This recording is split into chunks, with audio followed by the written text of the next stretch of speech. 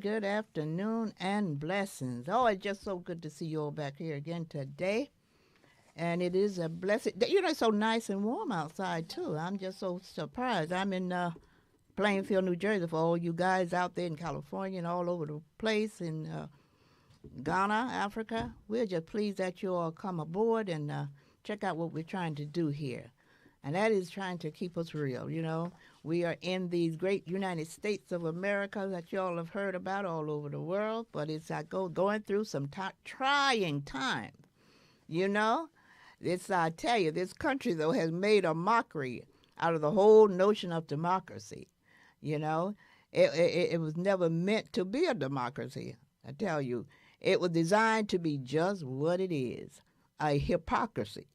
Because if you develop a place on the back of slaves, you ain't fooling yourself. So there were those who, after Reconstruction, though, felt in their bones that they were going to spend the rest of their life trying to return back to the good old days, slavery. Well, they are on that road again. Even before now, they started. It was way back when Senator, for those who know, Barry Goldwater, he brought it forth, the idea, and it was picked up later on by other folks and other presidents like Bush and Nixon and Reagan and the rest of them. And and they even devised a system within that time period to where our black men could be enslaved on a penal system. So, see, they had it all planned out. They had it all under wrap while we were just going along to get along. Of course, that may have stopped right there with Trump. He might have been the ram in the bush for us, because we just might see now that trying to cooperate may not work, And so we are just so pleased that we are finally, and I say that hopefully, maybe that's where my hope is coming in. We're finally getting the message that we got to recreate, redo what has been taken from us. I stress that mightily because we are not the folks that they brought over here, obviously. No fault of our own, because if you knew better, you do better. And not that we didn't know better, it was taken away from us. And as a good friend of mine liked to say, we were brain dirted. I used the term brainwashed, and he said, Ruby knew it was brain dirted. They dirted our brains, and as a result of dirtying our brains, we got to restore that which has been so dirted from us. And we understand that. We know that now. It's clear that in any time in our history that is what it's going to be.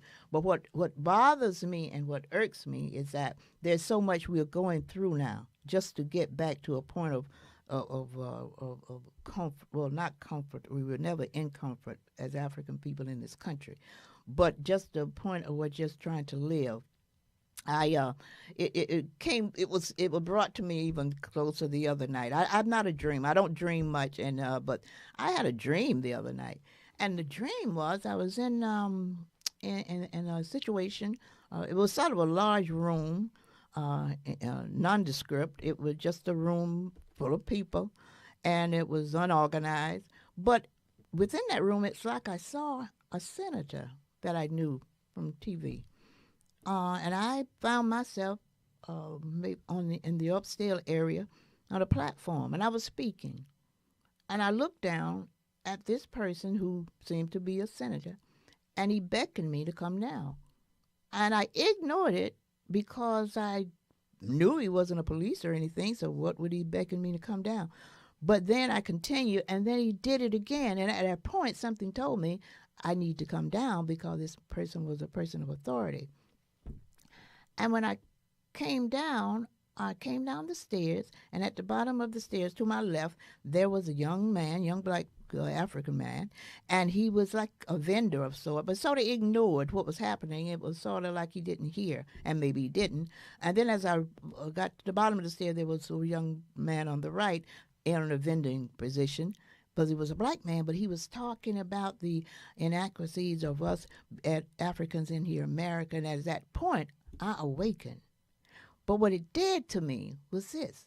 It showed me now I'm going through this dream, which did not affect me in a real way, just that it kind of startled me because this person who seemed to have been a senator was beckoning me down. But what it showed me, what we were going through in this time. Just think about the folks around who have real concerns.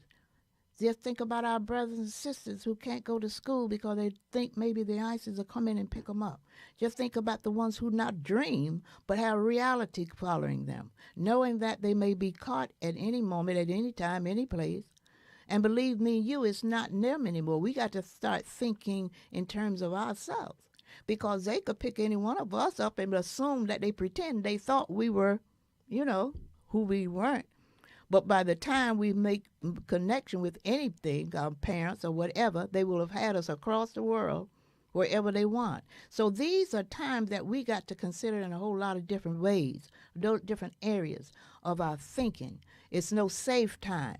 And of course, we are used to, particularly people from my generation, we call the silent generation, 8 and above.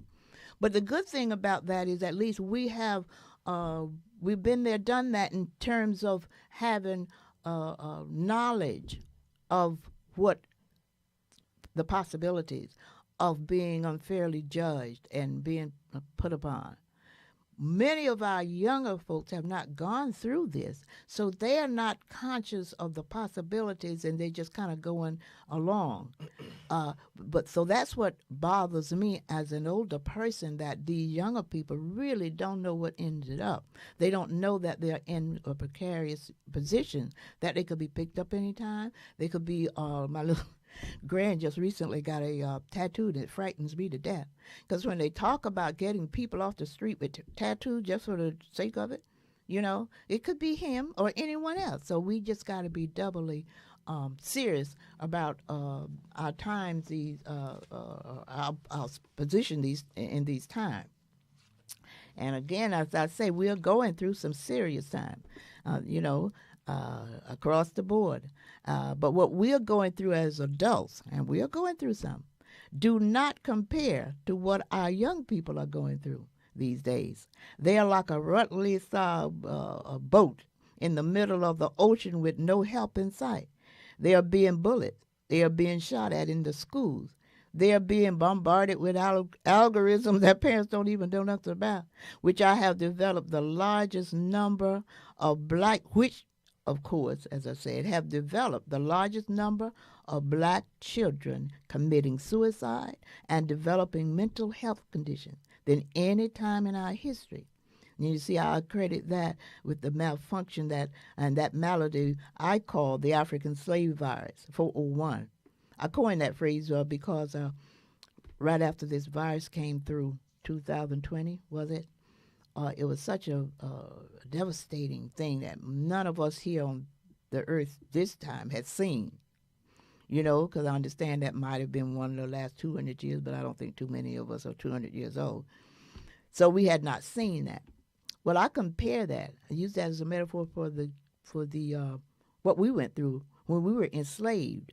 It was like something we had never, or the world, out of the world or in the world, had never seen before, because it was enslavement. But ours was taken just a bit further, in that we were stripped. And we were stripped of everything. We were stripped of almost our humanity. They tried that, but it couldn't reach that. But to the degree that they could strip of our heritage, our culture, our language, our religion, everything. So that what puts us in a different position. That puts us uniquely different from any other group of people that had been enslaved or in any way. We look at our Jewish friend. We say, well, they were in the Holocaust. Yeah, they had the Holocaust, which was terrible, which was bad. But when they were released, they was released intact. That's why they could get right up, go forward, doing what they needed to do, and create their own surroundings. Same as with other groups that were uh, uh, either enslaved, in the Japanese was, went into the encampment, and other groups. But at least they were able to come back full force and move forward. So when our people see that's happening, they don't understand, particularly the younger ones. That's why they feel so bad about themselves, because they look at themselves and they don't see beyond their circumstances. The circumstances show them that we are the least in this, the least in that, the least in education, wealth, and health. So they're wondering, and they sometimes point fingers at each other and say, well, you're doing that. You're lazy, you're not working. Don't understand the significance behind having to allow yourself to go forward or having someone feet on their neck. But before I go any further, I just want to thank my team here for helping me keep this afloat, this podcast, because it's just so important these days. I want to thank Sheila, my producer, and I want to thank Juanita, my advisor. Of course, my promo crew. I want to thank Elijah, Alwa, and Halim. I always get those two big. Halim and Chastity. And, of course, my engineer here, Norm. Thank you, Norm, so much. And, of course, my co-host. I'm going to introduce him later. But he's here now getting back to the young folks. That's what we're trying to do. We're trying to develop an avenue by which young people can come, express themselves, show their stresses, because they all go through stresses, as I said before, probably more than we, only because we are alert. We are aware of possibility. We are aware of what happened. We are aware of where we stand. Some of them don't even know that these things are designed against them. They think it's their fault, but it's not their fault. It's the system that has so successfully designed a situation in a way that we cannot make it if you keep your feet on our neck, and that's purposely done too. That's for a reason. So we're going to bring on young people as we go along. I have a few things that I'm going to be bringing forward today. As I said, I have this young man here who is going to be my co-host for as long as he can be. He's still working and everything, and I appreciate the fact that he can did allow himself to come and help me out today. And we're going to be talking after that to see how many times he can come on. But in the meantime, I have another group that this podcast has put together from the homeschool. And I always will give my sister, who is gone on to glory, Lula, credit for that, because she was so instrumental in getting this homeschool started. Well, she'd done this over time. A couple of her nephews she put through school, homeschooling, and she was so glad when we decided that we were going to put this one together to help develop an avenue by which our children will learn their history, since it's being taken from us through the schools, through the libraries, and other ways. And, of course, what this administration is doing through our, even through our Smithsonian libraries and other places that we could go to read our history, to know about our history. They're being taken away. But what it shows you the necessity of trying to keep your history. Because for someone to go to that trouble on that level to keep one group history away, it must be something that you need to see. And I think that's what's going to happen. I think even with their own people, because young people are curious enough to want to know what you're trying to keep from us.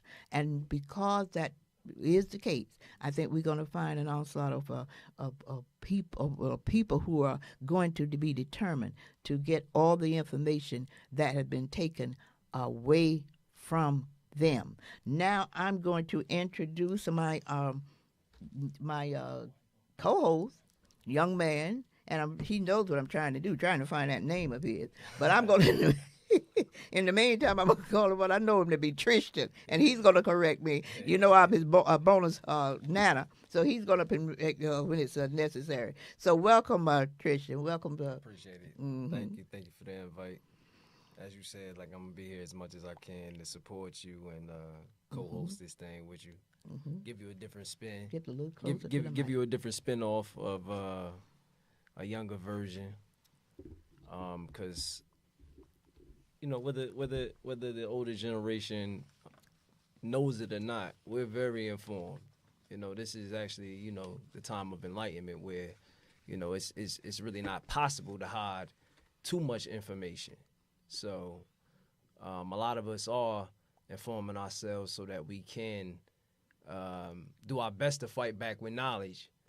I think the difference between the generations is, yeah, we willing to fight back with knowledge, but we also willing to physically fight back as well. So Nothing wrong with that. I think we're probably gonna have to in these times.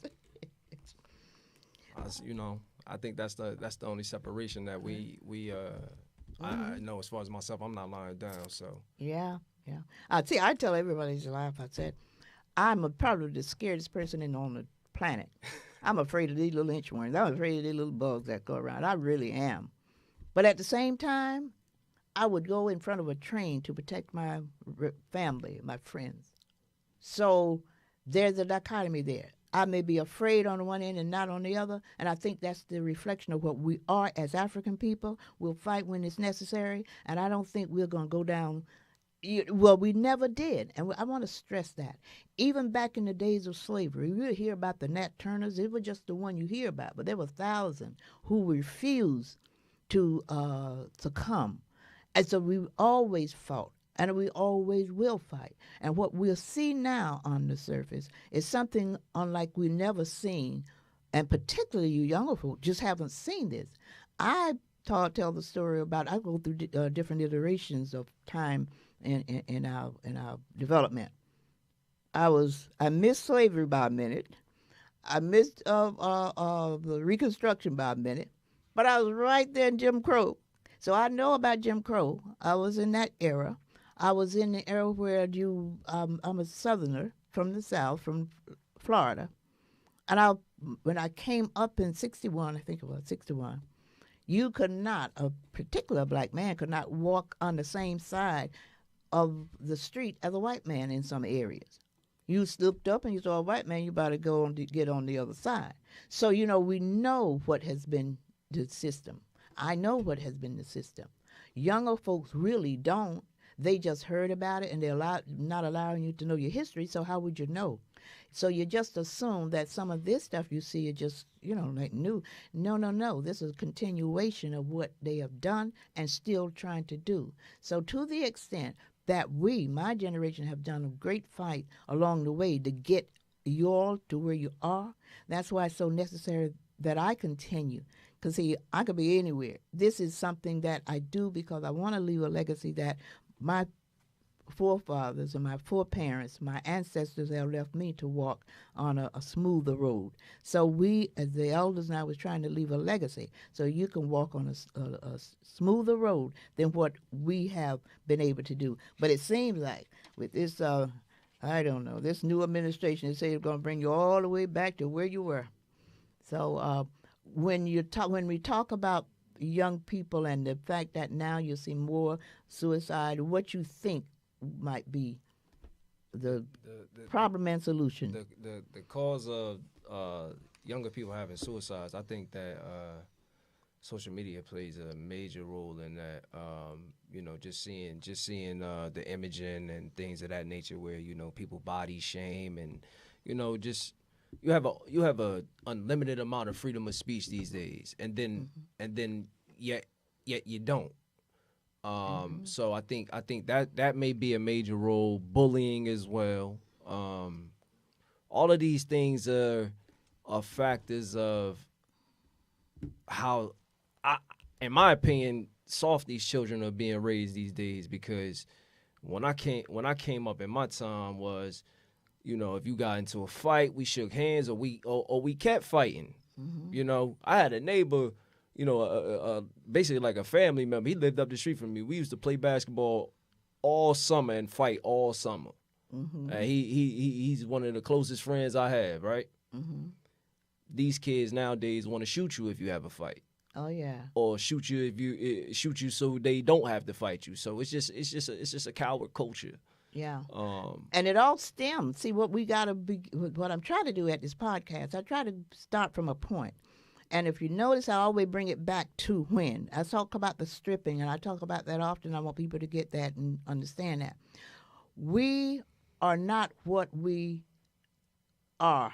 And I use that. We are not the Africans that were brought over here and stripped. So if we're not the Africans that were brought over here over 400 years ago and stripped, we got to begin to try to calculate the difference. Why? The reason, anyway. Why is that? What happened? My opinion, and it's just my opinion, and there's facts out there. But I'm gonna say I'm rendering my opinion. The thing is that we got this Pan-African ideology, and we ain't Africans. That's I think that's where that come from. Is that when you say we've lost our heritage, we lost our way, we've lost our language.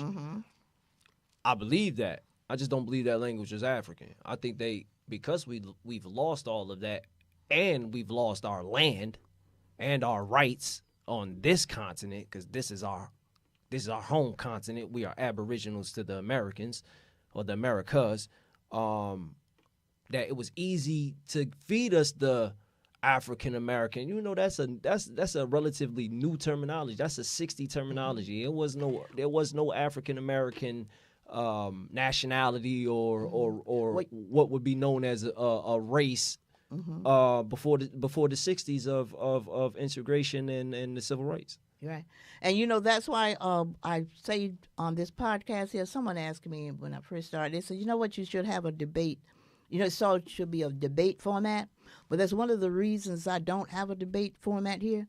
And I say and I forgot to declare my name. Everybody knows. Nan, I said my opinion. That's why. Right. That's why I heard you. That was good. I'm Ruby Williams Shivers, your unapologetic amateur looking for experts in Africanism. I forgot to declare that. And when I say experts in Africanism, that means you, just as Tristan was saying, we are now, because we are here, we don't have our guests, and we are sort of talking about the possibilities. But when we get real serious, we know that we really are not in a position to know. And I use the metaphor of the virus that came through as an example. COVID. Yeah, COVID.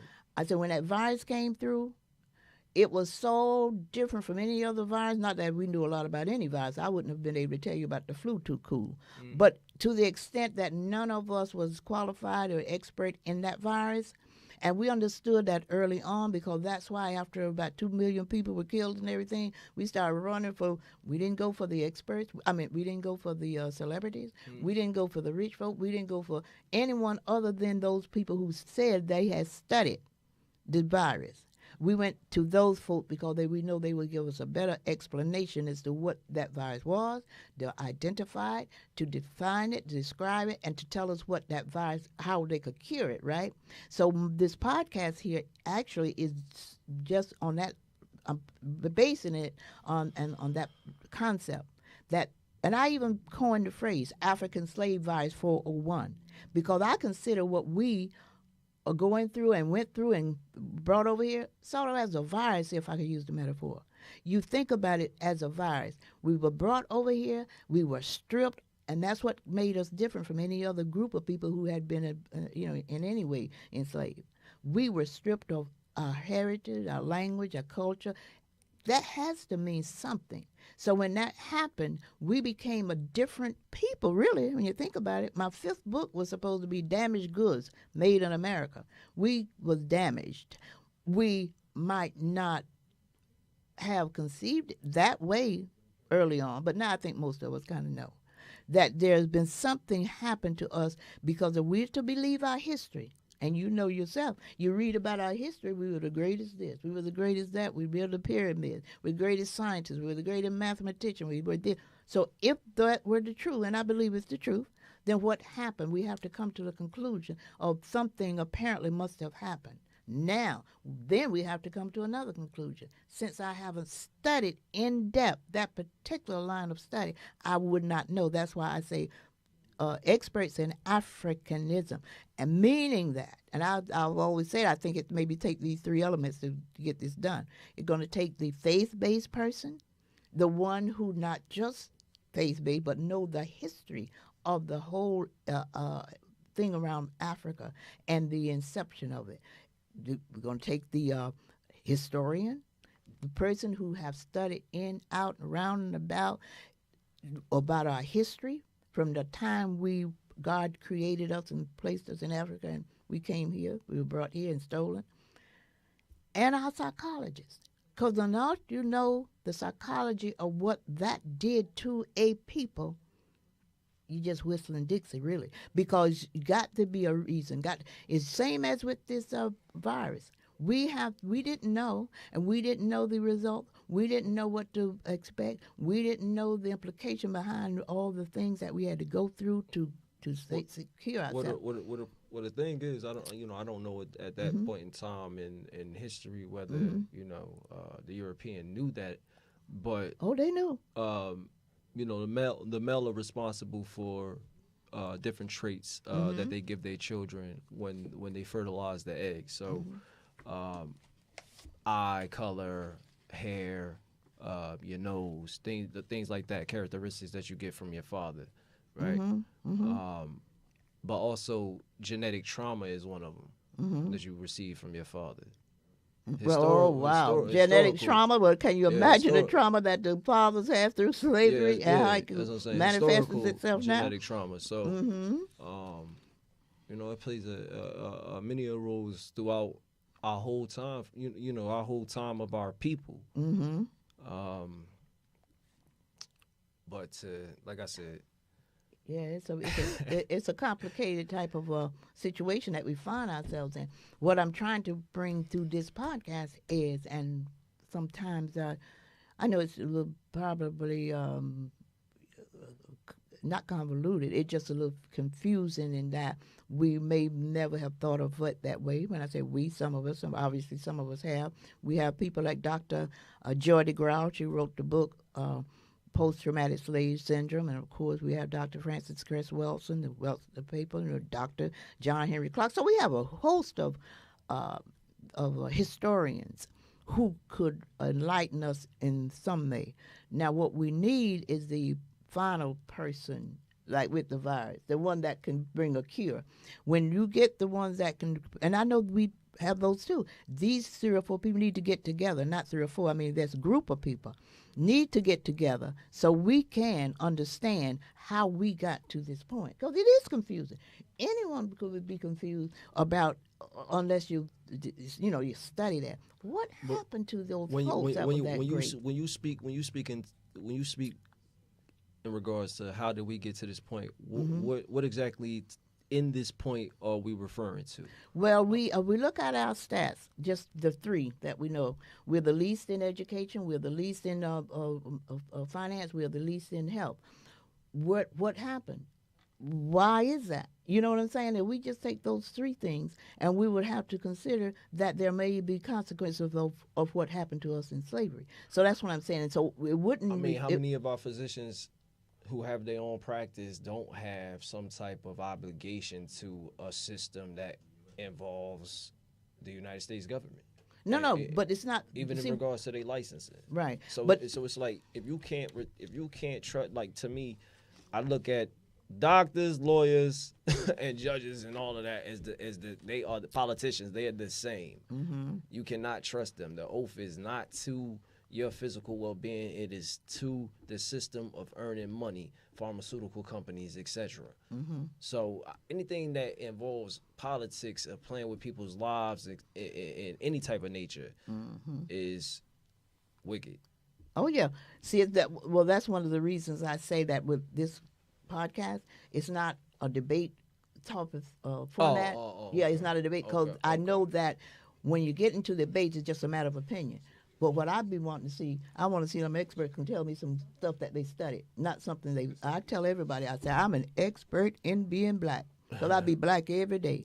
I mean, I wake up in the morning, I get the racism, I get the name, but an expert in black living black, I can live black, but expert in black living, that's a whole nother thing. That means you got to know a whole lot of stuff. The same as that virus, that pandemic virus, who went through learning what a virus pertains and what you have to do and the cure for it. And I had gone to a situation, I went to my primary doctor. Now, you know, he has all the particulars. Went to Harvard and the whole 9 yards. And he said, before I could almost get it out my mouth, I wanted to ask him a question. He said, I'm not the expert. So he understood from that perspective what I was talking about. He may be an expert in certain things, but he was not the expert in this. In that. Yeah. Now I'm going to, you could respect the physician. Exactly. Like, so you my trust someone that's going to tell you the truth. Yeah. Now what we're going to do now, because I'm so concentrated, and you just brought up that point, because a lot of our young people are just not understanding, because they really think they should have the answer. They really shouldn't. Don't ever think you all should have the answer, because you were not, first of all, you're not provided the necessary information that you should have had. Outside of that, you're taken away.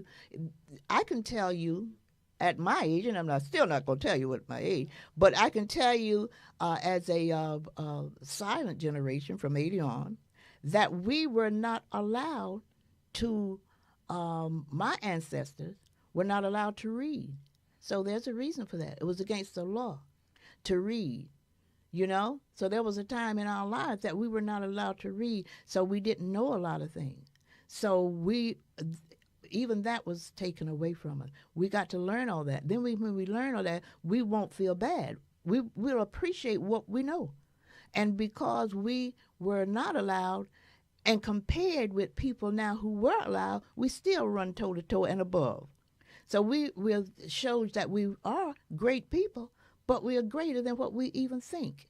And to that point, that's why I am so concentrating on the young people. I intend to bring young people onto this podcast that going to carry on, but the ones who will determine to study and learn that what was missing all along. They are taking the books out of our school now. It's not by happenstance or not because they are doing it for a reason. They know that if you get to know who you are, from whence you came, who you were, you'll connect the dots, and you'll stop this mess about going on hating each other or trying to bully each other or trying to, whatever the case may be, you'll be into love. And when the love comes in, that hate goes out, and that's what people, the ones who have got their feet on our neck, are afraid of. Now, right now, we're talking about history, and I'm just going to show you how pleased and blessed I feel when I can, one of my young people, he's my nephew, we call him Sam, he was in Africa, and he may still be in Africa, but he sent a tape back. And we're going to show that tape now, because they can take the history from it, but we're going to continue to learn the history to the extent that we go to Africa now. This young man is in Africa. I was in Ghana. I was in Ghana once. I was at the same place he was, and it just was so fascinating, so amazing that we returned to the place that they say we were not returned. You know, when they put us on those ships and sent us across the ocean, they said we will not return, but we are returning. So now we're going to hear from Sim, and we're going to put him on and see what this young man is talking about. Last night's ceremony at Cape Coast Castle, it was a very real experience, and it made me realize what slavery was really like and how we were getting lied to in America by the Europeans. The Europeans couldn't write a book about slavery or something like that because they weren't the ones who underwent it or were necessarily in those conditions. It was the Africans that were in the slaves. So when I saw the actual conditions that they were in and how tight the spaces were and how just everyone was mistreated, or the women were forcibly raped and were just sent out to just get just anything happen to them and just no regard, I saw how it was really like, and the lies that the Europeans were trying to say that Africans were trying to sell other Africans, it just wasn't true. I mean, Africans would never just sell other Africans. That was the last thing that they wanted, and they were forced to by the Dutch and by the Portuguese in that Dutch and Portuguese War, or the Dutch and English War. I mean, and they were just, it was just a bad experience for the slaves, and it was just terrible how the Europeans would treat them. They would put churches on top of their male slave chambers and just have gospel reading while they knew that they were just torturing people under there. They didn't look at slaves as humans. They looked at them as business deals. So that's how they treated them as. Despite going against everything in the Bible, they decided to just disregard that. Slaves aren't humans. They're just pigs or cows, same as them. Just use them and you can kill them or do whatever you want with them. So they were just all forcibly used, and it was really depressing to see.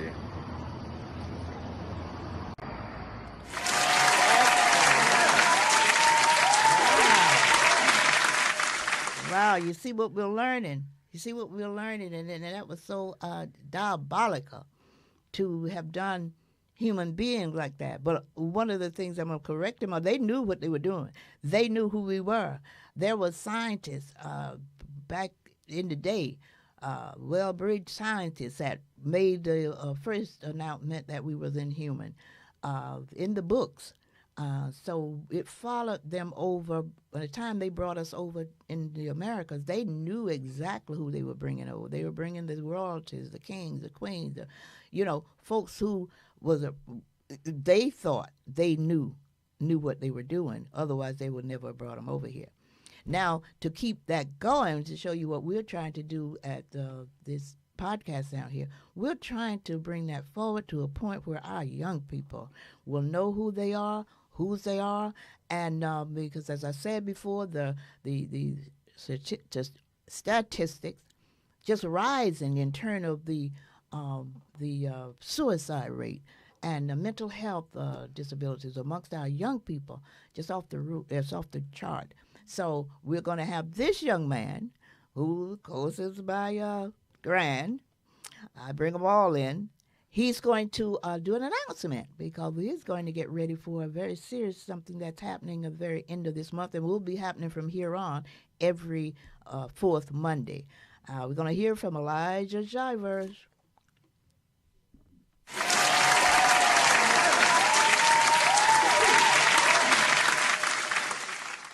I can speak right now? I don't know that. Wait, Norm will tell you when you can speak. Good afternoon, families and friends. My name is Elijah Shivers, and I am one of the students from our home school, Williams ACAP. That means Williams Acubalon Cultural Academy of Plainfield. Now we are launching a new segment to this podcast starting next Monday, April 28th, same time, same place. We are learning our history and want you to witness what we learn. So I am asking that each of you alert at least 5 other friends to join you and watch us do our thing. That's this Monday, every fourth Monday. Thereafter, we ask you to like and share so our history will be kept alive so we can recapture what is attempting to be taken away from us. God willing, we will see you next Monday. All right. Thank you very much. Now, y'all heard that, right, Villager? Y'all heard that the young man said he wants you to at least tap into 5 or 6 of your friends. Make sure everyone is watching because this is serious. Our young people are going to get a hold to their history, and when they get a hold to their history, they're going to be going back to where we were. And you know where that was. We were builders of the pyramid. I keep telling you, we were the greatest scientists, we were the greatest mathematicians. We did the language. We brought all that in. And so we can do it again, and we will do it again. And we got to be very deliberate now because of the Trump administration. They're not playing. They're trying to take us back even further than where we were, and I don't know how you can take us further. But they're trying that. And to the extent that we allow that to happen, hey, but we won't be able to prevent it unless we have our young people take hold, know our history, and be prepared to challenge whatever is coming forth to try to keep us from that. Tricia, that I was saying before, what I would like for us to do here is bring other young people on. We're going to have guests. We're going to have them to come on and share their concerns, because they have major concerns. And this is the place they're going to need to come so we can help them go through. Because we have, it was interesting, I belong to this church, First Baptist Church of Lincoln Garden. We have a lot of ministries now, and ministry geared toward young people. And we have the mental health department. And when I say that, see, I'm very selective in what I talk. I don't just mean any psychologist. I mean, just as we need our own for certain things, we need our own psychologists to deal with what ails us. Because sometimes the other ones kind of miss the point. Absolutely. You know, they see it from another perspective. But if we are to really get to the bottom of our what happening with our people, we need those that can relate to that. You know, as this Joe, the ancestor, great brother, what's his name? Joe. I can't think of her name now. I don't even want to mess it up. But he said we should put it where the goats can get it. Meaning that we have to be strategic. And whatever we do for us and for our young people particularly, got to be very strategic, but very deliberate, understanding that we come from a different group. You know, I can't allow. One of the things when I wrote my book, Verbal Healing, I put a few things that we must reject: tired, trite, tasteless, and other nonsensical expression that keep us damaged. And one of the things that was said in my book that I took issue to, and I put it in the book, I don't care who teaches my children. Where is that? I don't believe. Well, we understand now. Yeah, we better care, because everybody teaching your children are not teaching what they should be teaching, and not teaching from a place of decency. They're teaching them what they want them to know, and it's not always the correct thing. The worst thing a person or people could do is allow their enemies to teach their kids. Yeah. Why would you think they're going to teach them anything other than a continuation of the garbage That's that the worst they've thing you been could do as a people. Mm-hmm. Is to allow your enemies to educate your children. Yeah. Your future. Yeah, yeah. But see, again, no fault of our own. We didn't know that when we were stripped of everything. We then came up on a society that taught us their way of thinking, and they have miscalculated us in a lot of ways, because those of us who saw beneath, that knew better, but many of us just didn't know that. We took what we heard and we believed it, we believed it was okay. But yeah, things are turning around. Things are turning around. But to the extent that, you're out there with the young folks, there's so much going on now. Do they ever express exactly what they think should be solutions to anything, or With the suicide thing? or any thing that's ailing them, anything that's bothering them? They're not getting jobs. They're not being housed. They're not, What? The housing situation is affecting all shapes, sizes, races, creeds, ethnicities, etc. So, but I'm talking about just ours now. They know how to deal with theirs, because they deal with theirs very effectively. but the thing is that with ours is we don't look out for one another. It's not a take care of your neighbor type of situation with us like that anymore. In certain aspects, yes, it is, but in other aspects, Well, you know what we got to do about that now, right? See, that was part of too. With my the expressions that I say, we say we are our worst enemy. We are not a monolithic group. Black people don't stick together. See, that comes from this stripping that I was telling you about. All things have a beginning, and that comes from the stripping. And once we understand that, that's why it's so good that I'm talking with you, because that's what we need. We need folks who have the question, or maybe have the answer, but we can correct it in terms of maybe going back to our people like Dr. Joy DeGraw, or going back to our people like Dr. Ben and Dr. Francis Cress Wilson, just to name a few, Dr. Jeffries, folks like that. And that's what we're going to try to do here. We're going to try to bring those people in, and we've been bringing them in. We've been bringing some real... But it goes on in Africa too. You can look at Sudan and well, I was going Zaire, but it's called the Democratic Republic of the Congo now. You can look at the Congos. They having one of the worst humanitarian crises in history right now due to African on African, violence. So you're not gonna get past tribalism. That shit tribalism works the same way everywhere throughout history. Right. Even with the Europeans, all they did was go to war with each other. So the savagery that we ask about, as far as like, we attribute to us being stripped away, or having our culture and things stripped away from us.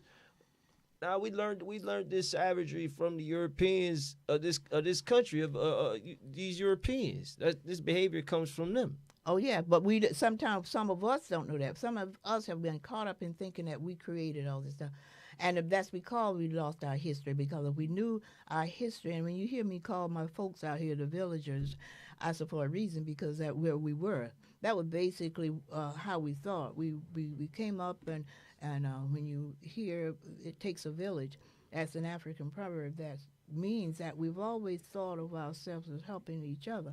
This came into this culture that was a whole different set of norms, and we didn't fall into, they made us convert to what their culture was. And we obviously couldn't have. That's why everybody should watch that movie. I want all the young folks, when we get a chance, to bring together, watch the movie Roots, to show how back at that time we were being converted and made to change what we knew was the right way to go. So let me ask you something, Nana, because I just want to know.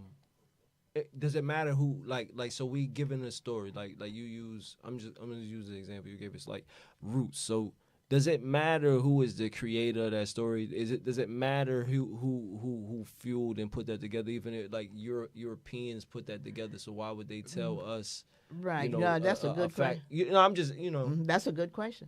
Because even with Roots, even when I was watching it back in the day, I could see some inconsistencies that I know that it was put on by someone else. Who was, you understand? Because they could, not saying that they did, but that, I'm not saying that, yeah. So that, we take out the best of it to prove certain what things. benefits you, right? Okay, I got you. Because I'm going to tell you about another situation. Now, what's this guy who he's on the scene all the time? He tells about the origin of people. What's his name? Dr. Harvard, Harvard guy. Your roots, your ancestors. He has a program. Anyway, probably could look him up. Yeah, but anyway, he tells about he goes into learning the roots of different people and connecting folks together and all that. Well, he was given a huge amount of money about 10 years ago, I think, to go into Africa and to create this documentary. And the documentary was just fantastic, all the greatness of Africa, blah, blah, blah, blah. So you've just been torn away about it. And I was, because I wasn't watching it I watched it, but not from the point of view of being that critical of it. And so I was talking to one of my friends, Betty Dobson from Simotep. They always, the Simotep mean the media offensive against African people. So they look into all that. So when I talked to her, and I was very encouraged about how he had gone into Africa and did this documentary and brought about all the beautiful pictures, blah, blah, blah, blah, splee. She said, yeah, we just came down from his house. I said, really? She said, yeah, we were protesting. I said, really? Protesting what? She said, because, I don't know if you noticed the film, the gist of the film was to make Africans look like they had sold each other. Yeah. And I missed that. To make things look bad. I missed that. Now, everything else was just hunky-dory, beautiful, and everything was done, the cinematographer was right and everything. But she caught that. So, no, it's good when we see anything that we know we did not create. When I say we, I mean African-centric people. Then we have to look through it and upon it and find out what's the end game. I mean, my answer is just question everything.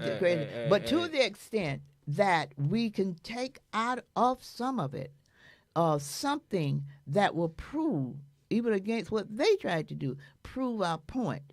See, when they went into Africa and he made that documentary, what it proved, in spite of that little misinformation, not misin, that was gross misinformation about we sold each other.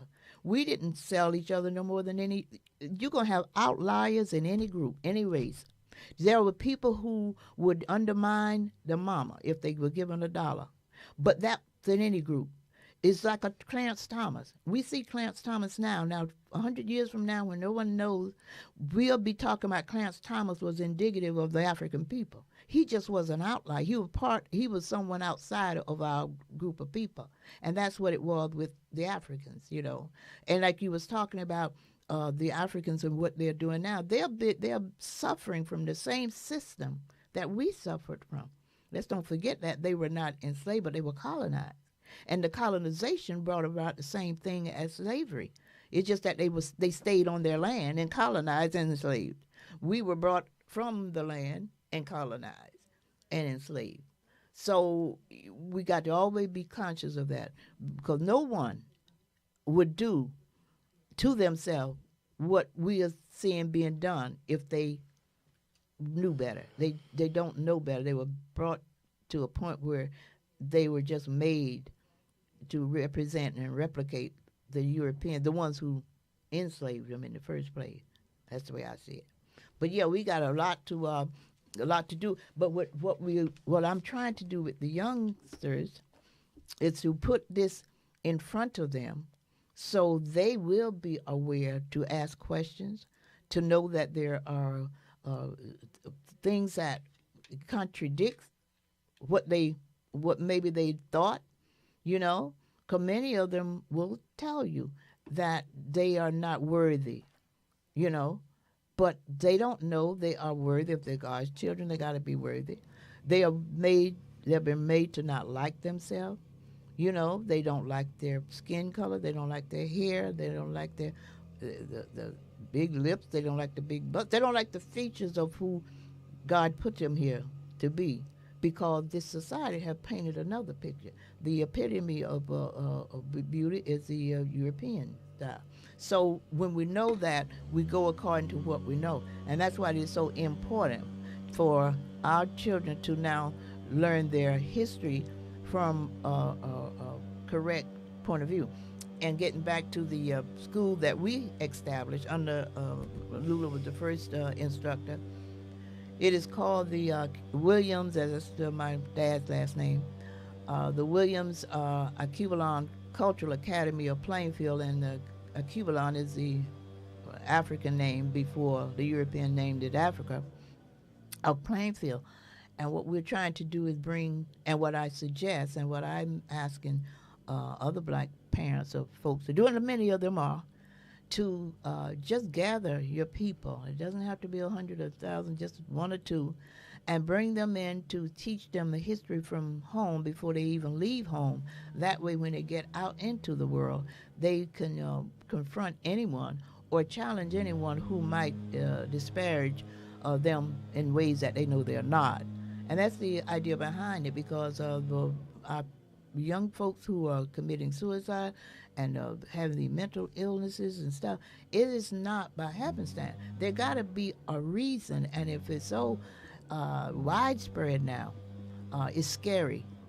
It means that if they knew better, they would do better, as Maya Angelou would say. So what we're trying to do here at the podcast, Unapologetic Amateur, looking for experts in Africanism, is to try to create experts right underneath our nose. Try to have the young folks who will continue their education, will continue to their history, and at the last Monday, as Elijah said, last Monday of each month, they will be bringing forth, they will have a segment on the podcast to explain to you what they have learned of their history. And as a result, we will hope that it will be food for thought and beneficial for you and your children, whoever you have to watch. So we're going to ask that you be mindful and careful. And I got to call out my folks now. So glad you're here. Sheila Bird, I tell you, Terry Benjamin, okay, take back our African mind. Robert Cavish, contact. George Jackson from California. Robert Cavish, Sheila Johnson, Walter Shivers, California.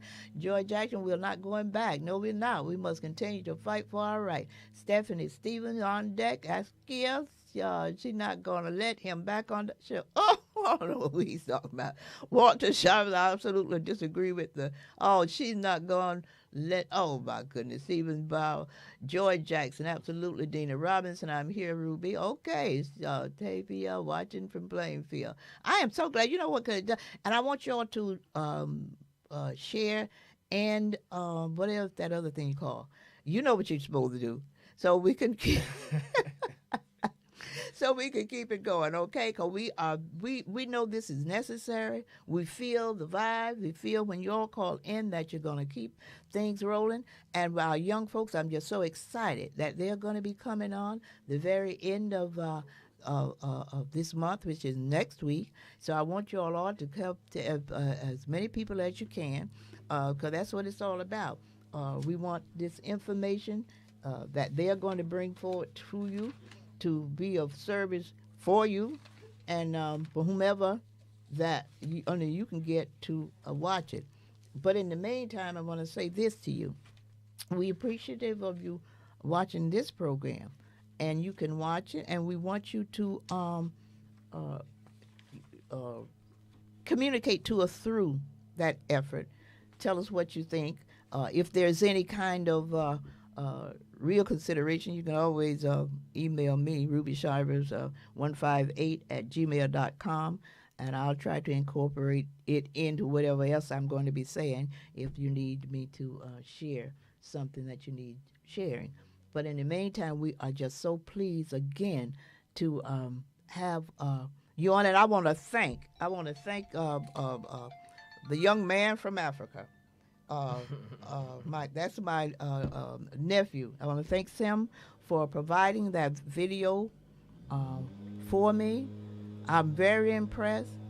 I encourage all of our people to go to Africa if you can, because that's a place that we were never supposed to return, and we are returning there in record numbers. There's many of us who live over there now. Ghana, Senegal. I was in my first trip to Africa. Obviously, it was actually North Africa, but I went to Fez, I went to Marrakesh, I went to Casablanca, all the places, and then my second trip was Senegal. I was over there for a month with a cousin of mine, and that was the greatest trip I have ever taken. We had an opportunity to visit Ghana. We visited Cote d'Ivoire. That's right off of Senegal. And then after that, I went to South Africa and East Africa. So I've done the four corners of Africa and never thought I would get to South Africa. When I started going to Africa, South Africa was still on apartheid. So I never thought I would get there. But by the time I got there, I was just around the time of 9/11, because I came back a day before 9/11. Had I been over there after that, I probably would still not be coming home. But in any case, I was over there, and that was East Africa and South Africa. I even visited the home of President Nelson Mandela. So we had a really excellent time in Africa. Africa is a beautiful, beautiful place, too.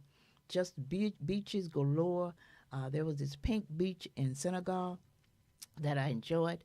Now, Tristan, if you have, we just about our time. You have fun when you're having fun. Your time goes by so quickly. But I appreciate so much you coming on, and we're going to do this again because, as I said, we want young people who, regardless to what their thought is, we know that's what we're trying to do. We're trying to bring them to a point where we, the elders, we don't know about osmosis. We know it because we studied it. We know it because we were physically there. See, a lot of the young people are not physically. They're going vicariously. They know what they feel. But I can tell you the real deal because I was there, done it, been there, done that. And but what we're going together do, we're going to come to consensus on what we need to do. Now, we do know what we need to do, regardless of how we got there, where we're going. We know what we need to do, and we believe we're going to be dead on, and we're going to do that. Now, Tristan, you Yes, want to ma'am. say goodbye, and we're going to be doing this again. Yeah, I just would like to say, in order for us to find some type of foundation between our generations, and not even just that, our melanated people as a whole, you know, because they have us believing that we are minorities, and you know, we are the world's population. You know? Right? Yeah. Scientifically, like, you know, we are carbonated people. Europeans are made of nitrous, you know, but we have to start eating the correct food that is built for our systems. Yeah. Which is a more a less meatless diet. You know, we were stripped of that too, stripped of our diet know, and so- everything. So we so- were not pork. I eat pork, but we were not pork Do- eating people Not- coming not- over not- here. So definitely not yeah. at all. So I'm not, you know. But what I'm saying is, those that's just good examples of how we were I stripped. was just saying that plays a major role in, you know, this mental health thing It does. that's playing a big part in a lot of people's lives right now. So, Exactly. Okay, now I know we gotta go, but we thank you so much, my villagers. Just keep tuning in, and particularly next week when I have my young folks on. Okay, goodbye and God bless.